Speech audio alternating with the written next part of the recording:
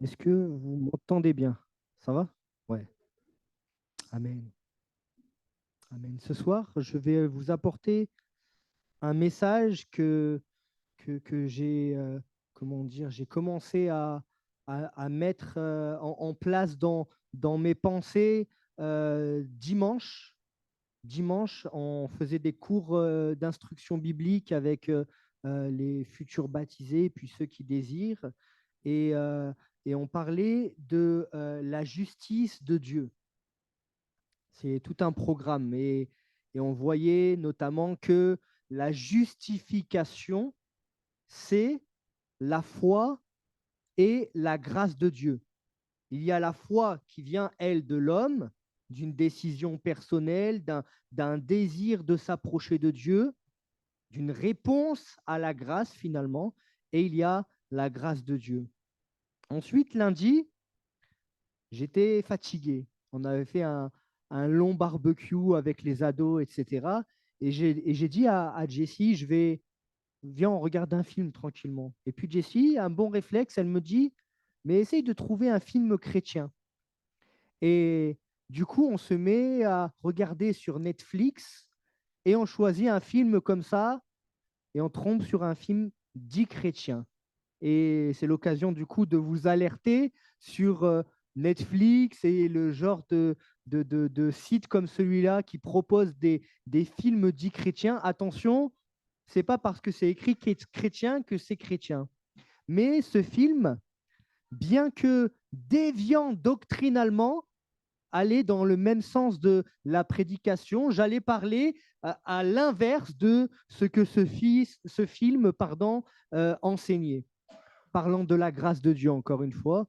Et, et ce matin, avant de commencer la journée de travail, je suis arrivé un petit peu en avance et je suis sur Facebook. Et là, il y a un frère, on va dire en Christ, qui parle de la grâce et sa réflexion est la suivante.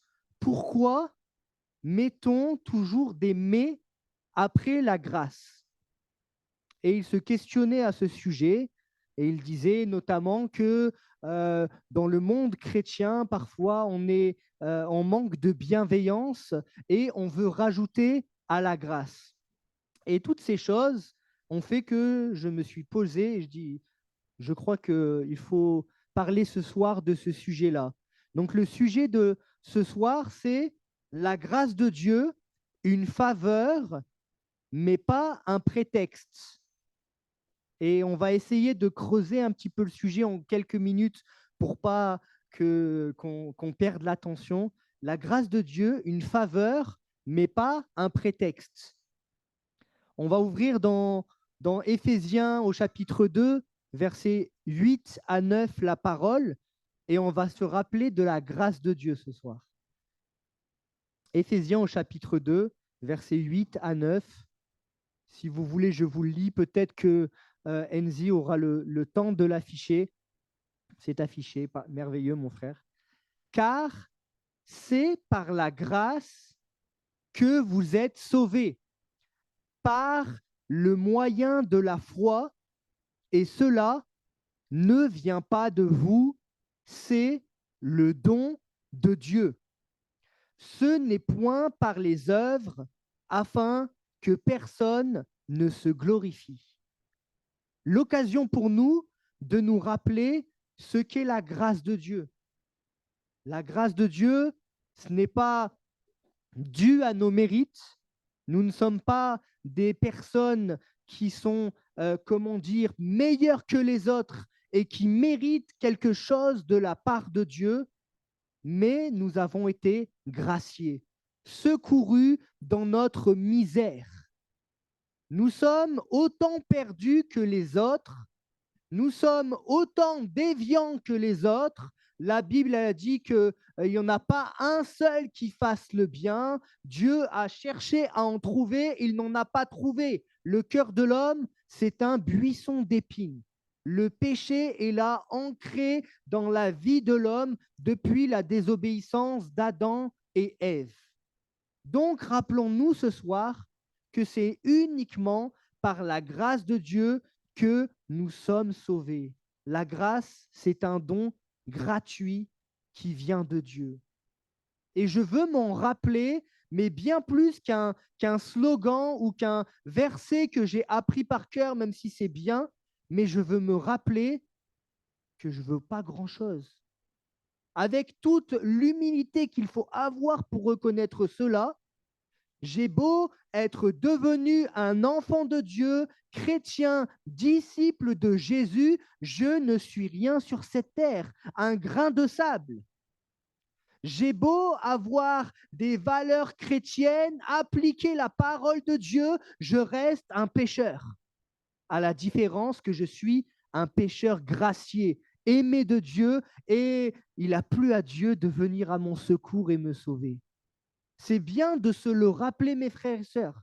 C'est bien de se rappeler également que c'est par la grâce de Dieu que nous sommes sauvés. Et Dieu est capable de sauver quiconque. C'est bien de se rappeler que lorsqu'une personne arrive dans l'église avec les gros tatouages, les piercings qui font peur, avec le discours qui ne colle pas, les jupes trop courtes, etc., Dieu veut sauver ce genre de personnes.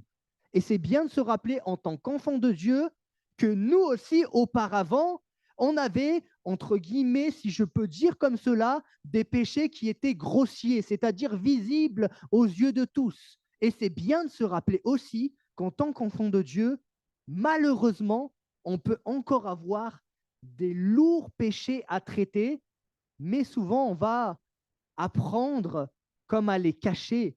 Ils ne sont pas visibles par les chrétiens, ils ne sont peut-être pas visibles dans ma famille, mais j'en ai encore que je dois traiter. Et la grâce de Dieu, elle demeure. Elle demeure. Dieu est encore là et Dieu veut autant faire grâce à celui qui est devenu enfant de Dieu que celui qui ne l'a pas encore accepté et qui vient de comprendre le message du salut. Il est bon de se rappeler que Dieu fait encore miséricorde. Il est le Dieu de grâce, celui qui a encore ses bras qui sont ouverts et qui veut accueillir sa créature et ses enfants. Pourquoi il ferait grâce à celui qui est dans le monde et qui vient à lui et qu'il ne ferait pas grâce à ses enfants? La grâce de Dieu, une faveur. C'est une faveur qui n'est pas méritée. Il pourrait se passer de me faire grâce, si vous voulez, parce qu'il est Dieu, parce qu'il est au contrôle de toutes choses, parce que c'est le Maître. Mais dans son amour, oui, Dieu m'aime, oui, Dieu t'aime, ma sœur, Dieu t'aime, mon frère, malgré tes péchés, Dieu t'aime et il veut t'encourager à la marche avec lui, mais il t'aime comme un père aime son enfant. Et un père, le bon papa, je ne parle pas de celui qui quitte la maison et qui ne revient pas, prétextant à être parti pour chercher un paquet de cigarettes. Je parle du bon papa, celui qui est bienveillant, celui qui est attaché à ses enfants, qui les aime profondément. Ce bon papa, lorsqu'il voit son enfant mettre les doigts dans la prise, va le reprendre, parfois même d'une manière sévère, et lui dire « Fais attention, tu risques de t'électrocuter ». Il ne faut pas confondre le message de la grâce et un message utopique, bisounours, qui ne reflète pas ce qu'enseigne la parole de Dieu. La grâce de Dieu, c'est une faveur, mais ce n'est pas un prétexte. Quand je vous parlais rapidement de cet échange sur les réseaux sociaux avec ce frère qui disait on parle de la grâce et on met souvent des mais dans le milieu chrétien, je rappelais à ce frère, sans comment dire, vouloir l'attaquer par des versets, ce n'est pas du tout le but, mais je lui disais, attention, bien sûr qu'il faut utiliser le mais dans certaines conditions à la grâce. On n'utilise pas le mais à la grâce par rapport au péché. Dieu est capable de gracier toute personne, peu importe sa condition, peu importe la religion qu'elle pratiquait auparavant, peu importe si elle a tué des gens, peu importe si elle a pratiqué des choses qui sont même du domaine de l'occulte. Dieu pardonne toutes ces choses-là. Et Dieu est capable de gracier tout être humain. Ça, on en est conscient. Par contre, dire qu'on ne peut pas mettre un mais après la grâce, c'est contredire la parole de Dieu. Parce que dans de nombreux passages de la Bible, il y a la grâce et il y a un enseignement qui va derrière. C'est pour cela que le message ce soir, c'est la grâce de Dieu. C'est une faveur, elle est imméritée, mais ce n'est pas un prétexte. Ce n'est pas, par exemple, un prétexte pour retourner à ce qu'on a vomi.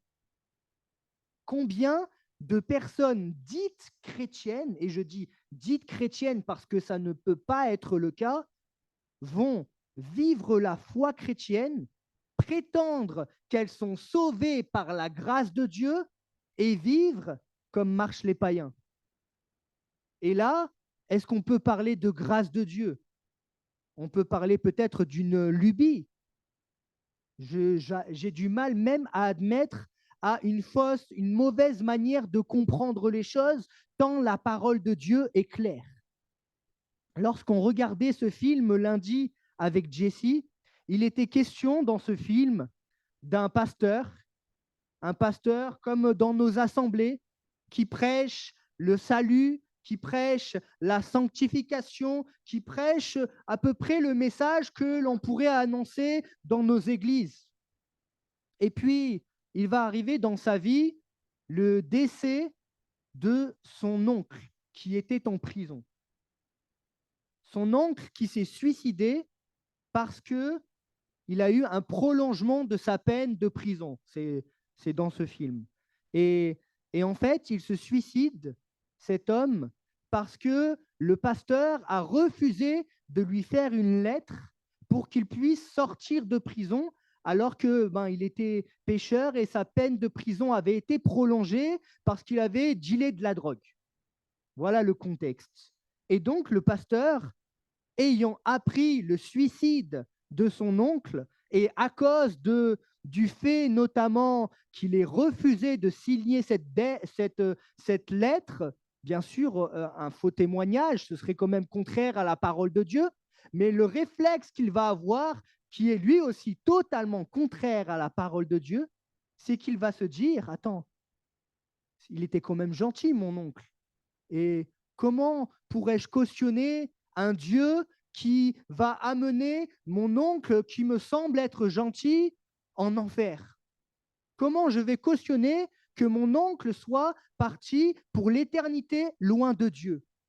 Et donc, dans ce film, on nous fait tout le long du film la propagande d'un évangile laxiste, où la grâce est l'occasion pour cet homme d'enseigner qu'il n'y a pas d'enfer, que l'on peut vivre, entre guillemets, que comme l'on veut, selon les principes, les rudiments de ce monde, et qu'on ira tous au paradis, comme on le chante dans une chanson que vous connaissez très bien.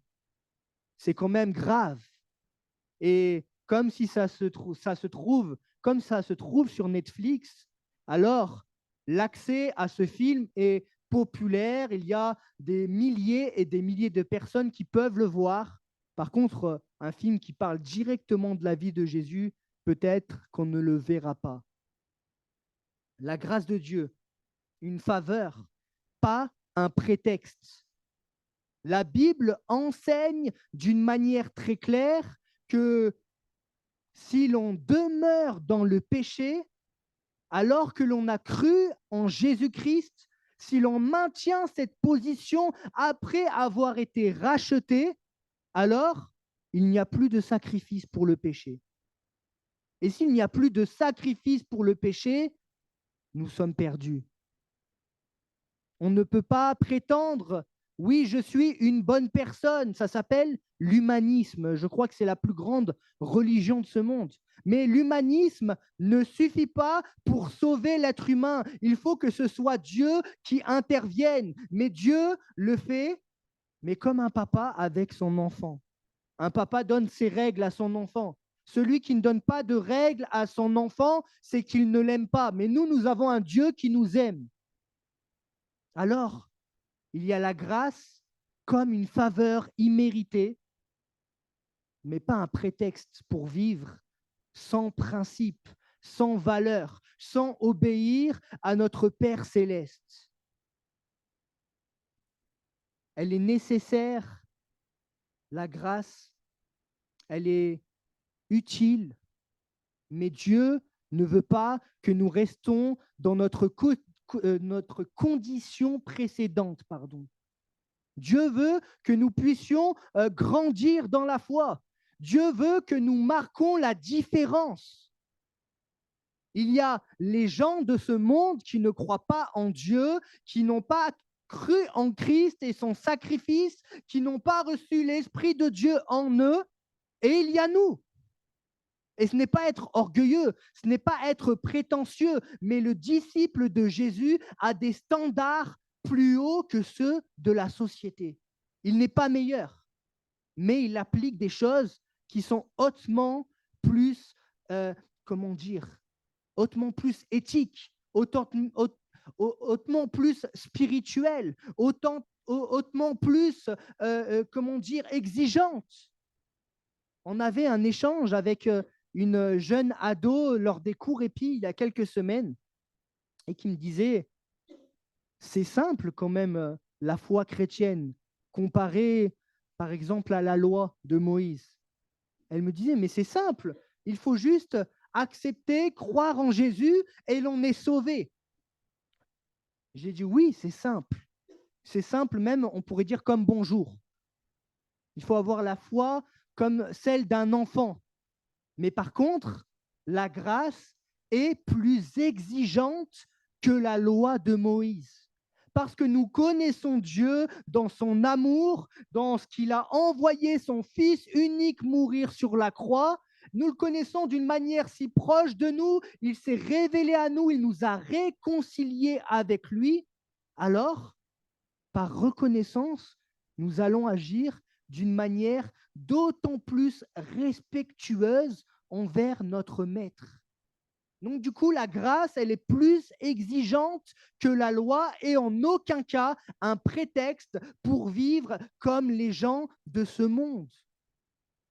Nous devons, si je peux le dire comme ça, incarner, représenter le royaume de Dieu sur cette terre. Jésus, lorsqu'il est venu sur cette terre, il n'a pas agi comme les gens de cette terre, mais il a agi avec les valeurs du royaume de Dieu. Nous devons agir de la même manière. En aucun cas, un prétexte pour vivre selon la chair.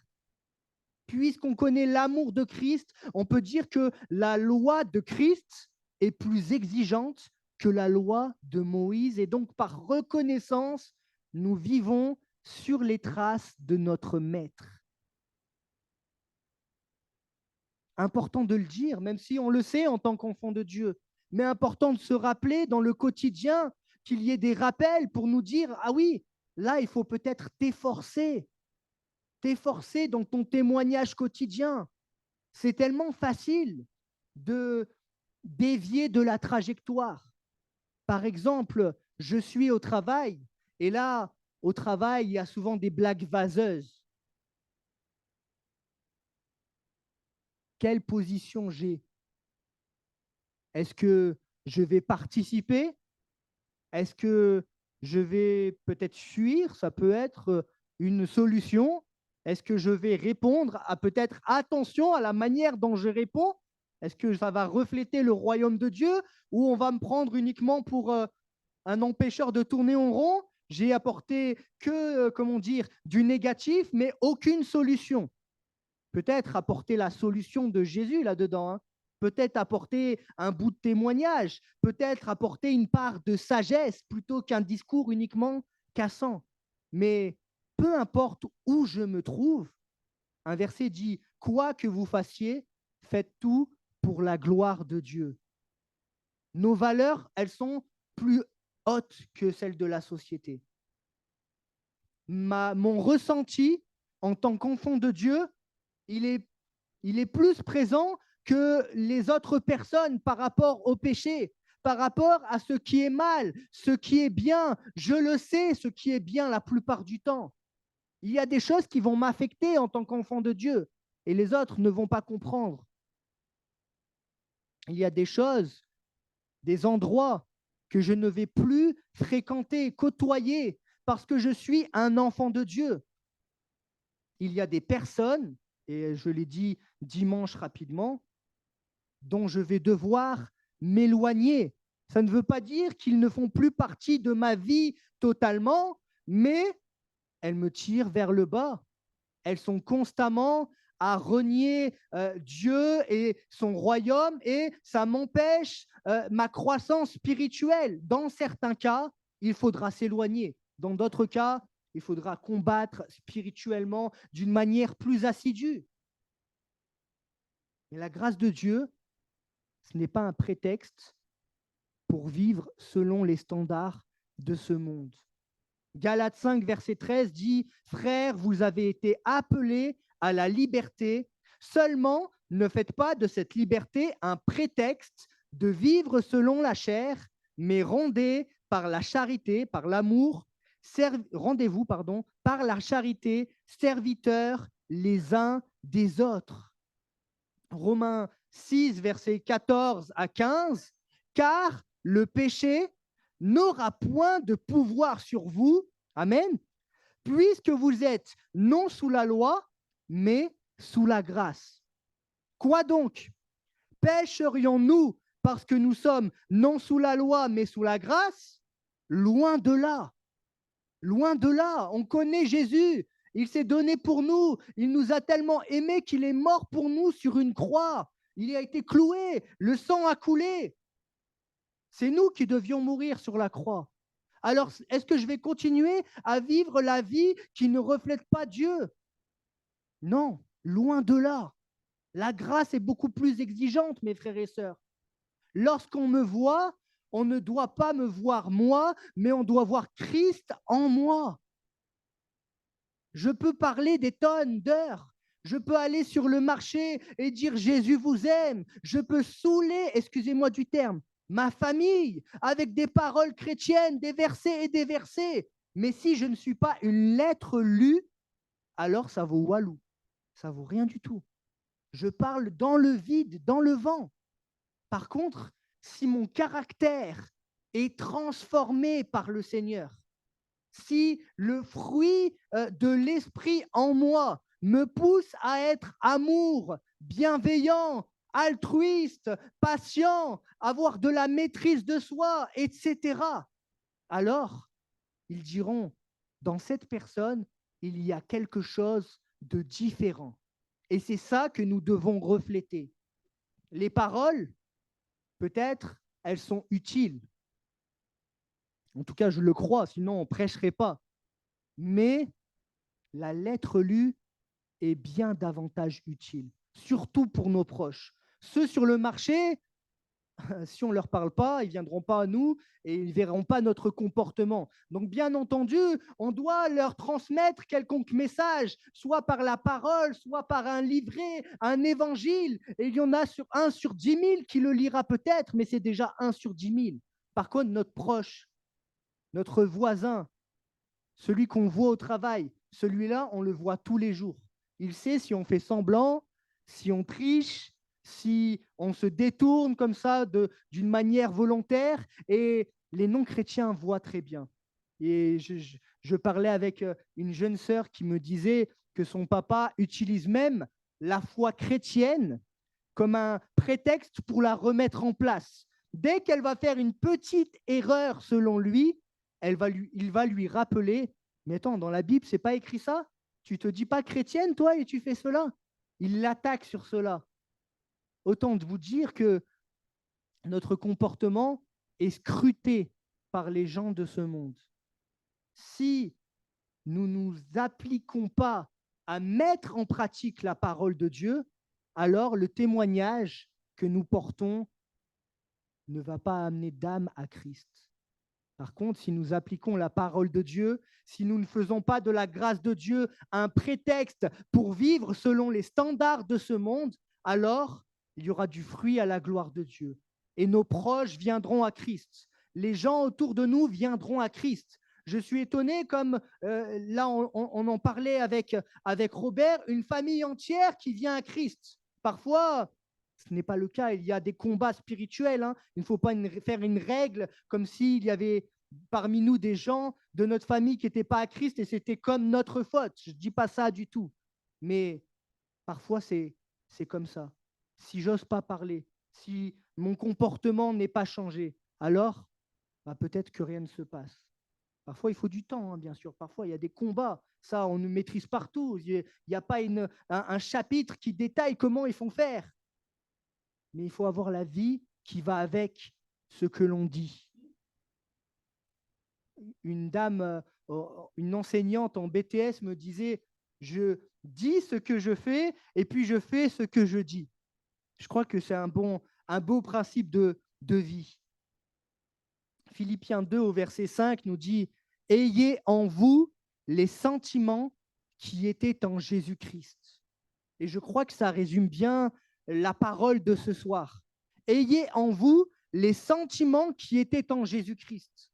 Je veux avoir l'amour que Jésus-Christ avait lors de son pèlerinage sur cette terre. Je veux avoir sa miséricorde. Je veux avoir son pardon. Pardonne-leur, ils ne savent pas ce qu'ils font. Et moi, quand on me fait une petite crasse, excusez-moi de dire ça comme ça, c'est bon. Je détourne mon regard. Je ne veux plus parler à cette personne. Je vais faire mine d'eux, mais je ne vais pas pardonner, ni dans mon cœur, ni en allant voir la personne. Là encore, hein, on pourrait dire la grâce de Dieu, c'est une faveur imméritée. Je suis un bon chrétien, je vais à l'église chaque dimanche. Mais la Bible ne parle-t-elle pas du pardon en disant que si nous ne pardonnons pas à notre frère, là, pourquoi Dieu nous pardonnerait? Il y a des versets qui sont clairs sur ces choses-là. Et parfois, on se voile la face en tant que chrétien. On veut se mentir à nous-mêmes. On connaît la parole, mais sur un sujet particulier, on se refuse de l'appliquer et puis on va le mettre de côté comme cela. On a besoin de revenir à toute la parole. Si Dieu nous dit, il faut que tu pardonnes, alors je dois pardonner parce que je suis un enfant de Dieu et je veux faire la volonté de mon Père. Si je refuse de pardonner, alors j'attriste mon papa. Et puis, comme je l'aime, je ne veux pas l'attrister tout simplement. Ne savez-vous pas que votre corps est le temple du Saint-Esprit qui est en vous, car vous avez été rachetés à un grand prix? La grâce, c'est le fait d'avoir été racheté à un grand prix. Glorifiez donc Dieu dans votre corps et dans votre esprit. Là encore, si on veut dire que la grâce de Dieu, c'est juste une faveur imméritée, oui, c'est une faveur imméritée, mais si on l'utilise comme un prétexte pour vivre selon la chair, sortez à ces personnes qui pensent ça, tous ces versets. On a besoin de vivre en accord avec la parole de Dieu. On ne peut pas se fourvoyer, se mentir à nous-mêmes. Le but du chrétien, c'est de plaire à Dieu avant tout. Le disciple de Jésus doit glorifier Dieu dans son corps, dans son esprit, dans son comportement, dans ses actes, dans ses paroles, parce qu'il reflète son Père. Il reflète le royaume de Dieu. Il reflète l'Église. Nous sommes une des pierres qui constituent l'Église. Je vais conclure avec ce verset-là, Colossiens 3 au verset 17. Et quoi que vous fassiez, en parole ou en œuvre, faites tout au nom du Seigneur Jésus, en rendant par lui des actions de grâce à Dieu le Père. Je pense, bien plus encore, il est écrit La grâce de Dieu, c'est une faveur imméritée. Ça ne se mérite pas. On aurait cherché dans le monde tout ce qui pourrait nous sauver, qu'on ne l'aurait pas trouvé. On se serait investi de la meilleure des manières, on ne serait pas sauvé. La loi, on aurait pu l'appliquer autant qu'on aurait pu. Déjà, va appliquer tous ces préceptes.